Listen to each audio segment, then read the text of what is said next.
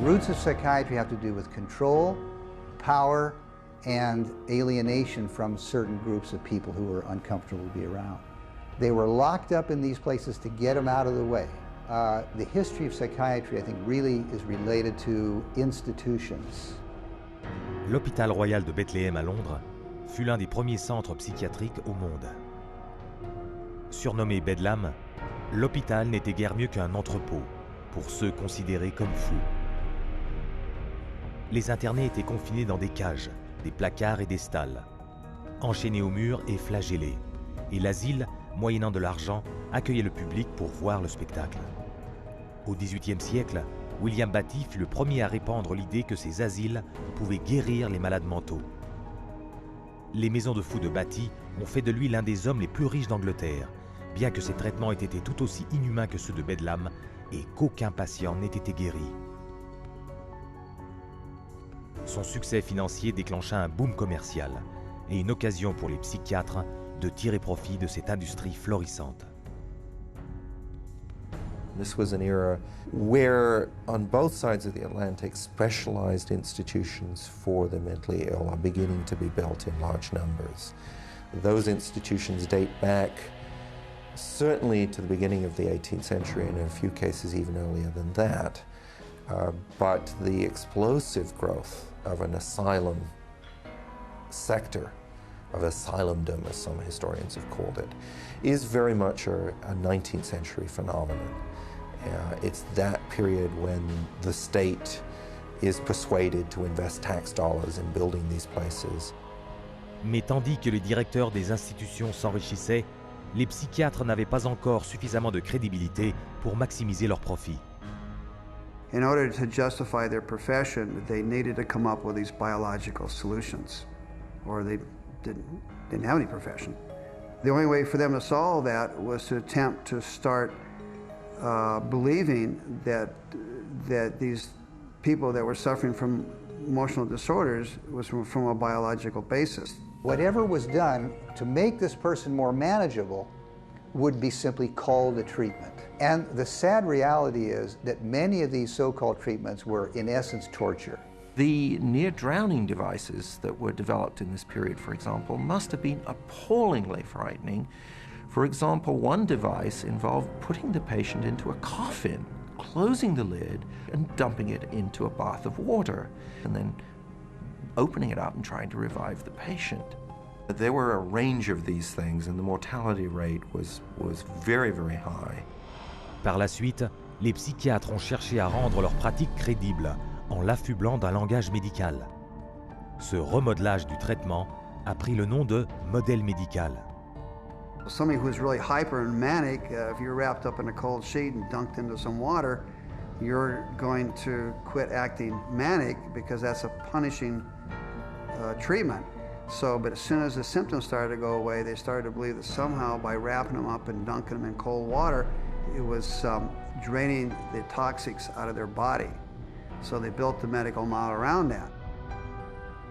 Mettant en avant la théorie biologique de la maladie mentale, l'Américain Benjamin Rush promut l'idée que la folie était causée par un excès de sang dans la tête. Le traitement, réduire l'afflux de sang par tous les moyens possibles. L'immobilisation, l'eau froide, les saignées, même la terreur. C'est ainsi qu'un nouveau modèle médical fut créé. Benjamin Rush was probably the most famous American physician of the Revolutionary era. Rush was known as the master bleeder. He bled his patients for madness. He also invented something called the tranquilizer. It's a chair that looks a little bit like an electric chair. The patient was confined in this apparatus, sometimes with cold water applied to his or her head, for some hours at a time, and Rush announces in a letter that he's invented this new contraption and dubbed it the tranquilizer. Les méthodes souvent mortelles de Rush ont été détaillées dans un manuel de 1812 qui a fait autorité durant les 70 années qui ont suivi. Rush était tellement vénéré qu'en 1965, il devint le père de la psychiatrie américaine, son effigie figurant sur le sceau de l'Association psychiatrique américaine. À la fin des années 1800, comme les psychiatres ne pouvaient pas soigner la folie et comme ils sentaient leurs revenus menacés, ils ont inventé de nouveaux modèles médicaux. The cures promised when it was delivered. So by the 1860s and 70s, a growing mood of pessimism was covering Europe and North America, that effectively the new institutions were ever growing in size but not growing in their effectiveness. Le XXe siècle a apporté davantage de modèles médicaux. Le psychiatre américain Henry Cotton mutilait ses patients, leur ôtant des parties du corps en déclarant qu'il s'agissait d'une percée dans le traitement des maladies mentales. The earliest target was the teeth and then the tonsils and the sinuses.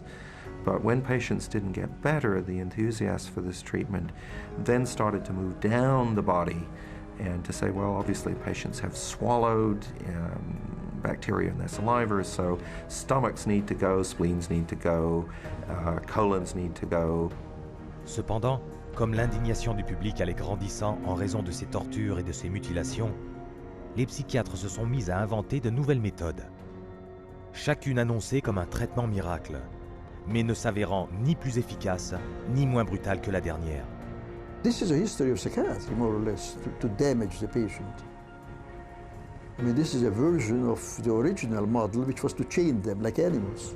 If you're doing it to somebody because you insist that they have to change, and you're going to do that by turning the screws, you might say, whether it's with medication, restraint, whatever, that's torture. And a huge part of what psychiatry has done really comes down to torture. Tout au long du XXe siècle, la psychiatrie a cherché à prouver sa légitimité en prenant l'aspect d'une spécialité médicale. Mais ils ont uniquement réussi à développer des méthodes plus efficaces pour infliger des tortures physiques et mentales, parfois jusqu'à la mort. Un héritage qui se poursuit de nos jours sous la forme très lucrative de prescriptions à grande échelle de psychotropes à des millions de gens. Mais pour ce faire, les psychiatres devaient démolir l'une des croyances les plus chères de l'homme, en déclarant que les gens n'étaient pas ce qu'ils pensaient être.